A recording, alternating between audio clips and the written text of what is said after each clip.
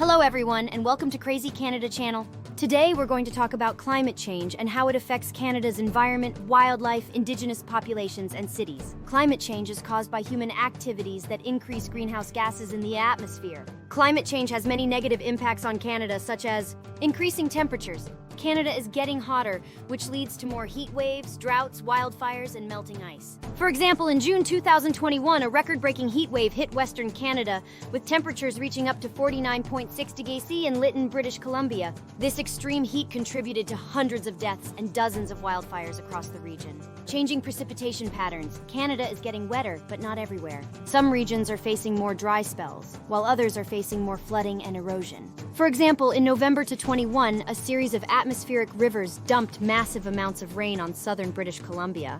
This caused widespread flooding and landslides that damaged roads, bridges, homes, and farms. Rising sea levels. The sea level is rising, which threatens many coastal communities and ecosystems in Canada. For example, in Atlantic Canada, sea level rise is expected to increase the frequency and severity of storm surges and coastal flooding. This could affect the livelihoods of fishers, tourism operators, and homeowners along the coast. Shrinking sea ice. The Arctic sea ice is shrinking, which affects the Arctic wildlife and indigenous peoples who rely on the ice. For example, in Nunavut, sea ice loss is reducing the habitat and food sources for polar bears, seals, walruses, and whales. This also makes hunting and traveling on the ice more dangerous and difficult for Inuit communities. Loss of biodiversity. Climate change is driving many species to extinction, especially in Canada.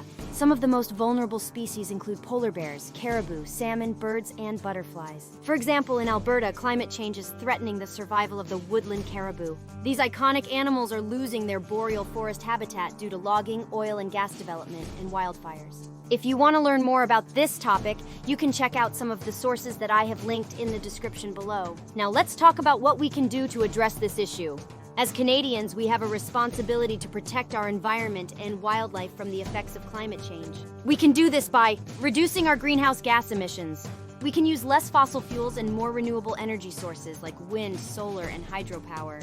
We can also drive less and use public transportation or bike more often. We can also improve our energy efficiency by using LED lights, smart thermostats, and energy-saving appliances. We can prepare ourselves and our communities for the impacts of climate change. We can build more resilient infrastructure such as flood barriers, stormwater management systems, and green roofs. We can also conserve water, plant more trees, and protect wetlands and wildlife habitats. We can watch, listen, and share content that showcases Canada's natural heritage and raises awareness about climate change. We can also support Canadian content creators who produce high-quality content that reflects Canada's cultural diversity and values. By doing these actions, we can help preserve Canada's environment and wildlife for ourselves and future generations. Thank you for watching this video. I hope you learned something new and enjoyed it. If you did, please give it a thumbs up and subscribe to my channel for more videos like this. And don't forget to leave a comment below and let me know what you think of this topic.